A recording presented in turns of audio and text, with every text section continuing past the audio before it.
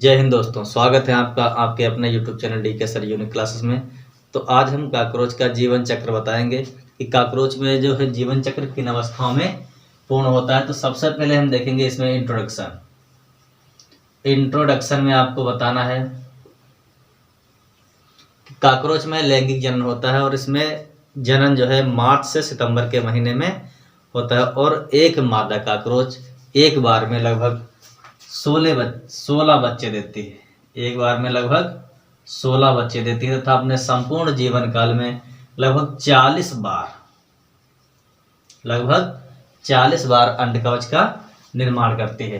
तो next point में हम देखेंगे कॉपुलेशन में क्या होता है।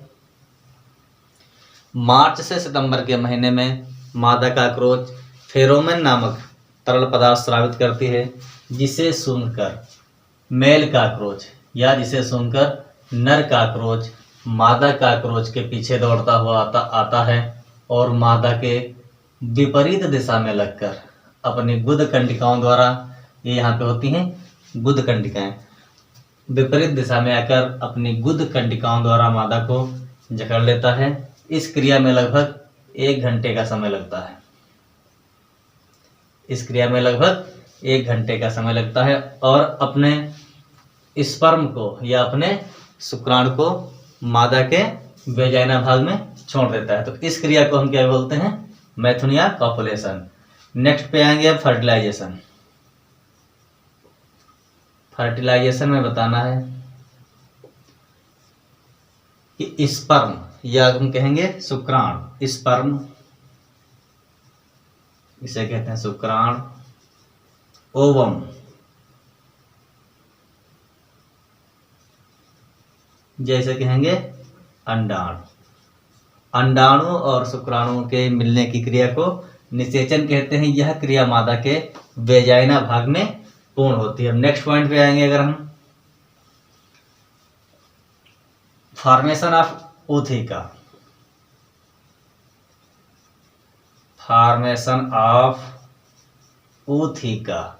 यह हम इसे कहेंगे अंड कवच का। फॉर्मेशन ऑफ ऊथिका में क्या होता है कि निषेचित अंडे 8 की 2 कतारों में मादा के जनन कक्ष में रह जाते हैं और जिनके ऊपर कोलेटेरियल ग्रंथि द्वारा स्रावित पदार्थ, जिनके ऊपर कोलेटेरियल ग्रंथि द्वारा स्क्लेरोप्रोटीन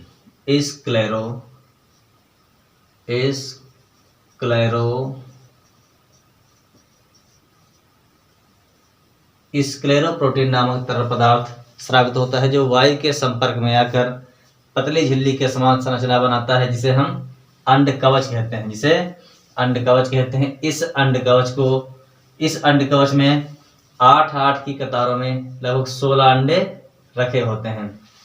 नेक्स्ट पॉइंट पे अगर हम आएंगे, ये हो गया, यहाँ से देख लीजिए, ये उसके उदर भाग में यहाँ पे अंड कवच का निर्माण हुआ है और अंड कवच में यहाँ पे दिखाया गया है, यहाँ पे 1 2 3 4 5 6 7 8 अंडे ये एक तरफ के दिखाए गए हैं और ये इसी टाइप से ऊथिका में दोनों तरफ में होंगे। तो एक तरफ में अगर 8 अंडे हैं, दूसरे तरफ में भी 8 अंडे होंगे। टोटल मिला कितने हो जाएंगे, 16 अंडे हो जाएंगे। तो ये 16 अंडे मादा काकरोच के अंड कवच में 8 की कतारों में लगे होते हैं। अब नेक्स्ट पॉइंट हम देखेंगे यहाँ पे अंड कवच की संरचना या स्ट्रक्चर ऑफ ऊथिका।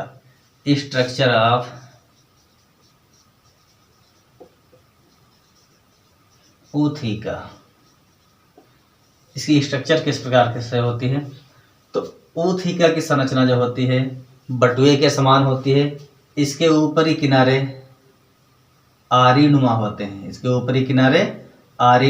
हैं, जिनके अंदर 8 की 2 कतारों में लगभग 16 अंडे लगे होते हैं। नेक्स्ट पॉइंट में आपको बताना है ब्लास्ट ऑफ ऊथिका में क्या होता है कि मादा काकरोच अपने उदर भाग में अंड कवच को दाबे हुए लगभग 7 से 8 दिनों तक घूमती रहती है और जब इसे उचित स्थान, अंधेरा व नम स्थान मिलता है तो ये अंड कवच को वहां पे छोड़ के कागज या घास से इसे ढक देती है और वहां से चली जाती है। लगभग 70 दिनों के बाद, लगभग 70 दिनों के बाद इस अंड कवच में ये जो लार्वा पड़े होते हैं, ये ऊपरी किनारा जो आरीनुमा होता है इसे काटकर बाहर निकल आते हैं और इस लार्वा को हम बोलते हैं निम्फ, या इसे कहते हैं अर्भक। निम्फ या अर्भक लार्वा कहा जाता है इनको। अब नेक्स्ट पॉइंट पे अगर बताना हो तो स्ट्रक्चर ऑफ निम्फ या जो है लार्वा की संरचना, तो ये जो लार्वा निकले होते हैं ये पंख विहीन होते हैं। ऊथिका से जो लार्वा निकले होते हैं ये पंख विहीन होते हैं। इनके स्पर्शक भी कम विकसित होते हैं तथा जननांग भी अल्प विकसित होते हैं। इस प्रकार से इनकी एक स्ट्रक्चर होती है और उसके बाद में ये निम्फ एडल्ट में बदल जाते हैं। इसे हम बोलते हैं मेटामॉर्फोसिस, या कहेंगे इसे कायांतरण। कायांतरण या इसे बोलते हैं मेटामॉर्फोसिस। मेटामॉर्फोसिस। तो यहाँ पे आपको बताना है कि काया के परिवर्तन को मेटामॉर्फोसिस कहा जाता है। लगभग 10 निर्मोचन के बाद एक निम्फ एडल्ट में परिवर्तित हो जाता है और इसमें स्पर्शक जो एंटीना जो होते हैं ये बड़े हो जाते हैं तथा इनके पंख विकसित हो जाते हैं। तो इस प्रकार से एक अर्भक लगभग जो है 10 निर्मोचन करने के बाद एडल्ट में कन्वर्ट हो जाता है। और इसी प्रकार से एक आता है अर्धकायांतरण। अर्धकायांतरण में क्या होता है कि अन्य कीटों की भांति काकरोच में प्यूपा अवस्था नहीं पाई जाती। ये अर्भक से या निम्फ लार्वा से सीधे अडल्ट में परिवर्तित हो जाते हैं। तो इस प्रकार से इसे हम बोलते हैं अर्धकायांतरण कहा जाता है। तो इसमें क्या होता है एक बार आप डायग्राम से देख लेंगे। ये है जो है मेल काकरोच और ये है फीमेल काकरोच। मेल फीमेल आपस में एक दूसरे के विपरीत दिशा में आकर लग जाते हैं और लगने के बाद में इनमें जो है कापुलेशन होता है। कापुलेशन के बाद में फर्टिलाइजेशन होता है। फर्टिलाइजेशन के बाद में अंडकवच या ऊथिका का निर्माण होता है। ऊथिका में जो है 8-8 की कतारों में 16 अंडे रखे होते हैं जो ऊथिका का ऊपरी सिरा काट कर बाहर निकल आते हैं। तब इनको क्या बोलते हैं? निम्फ या अर्भक कहा जाता है।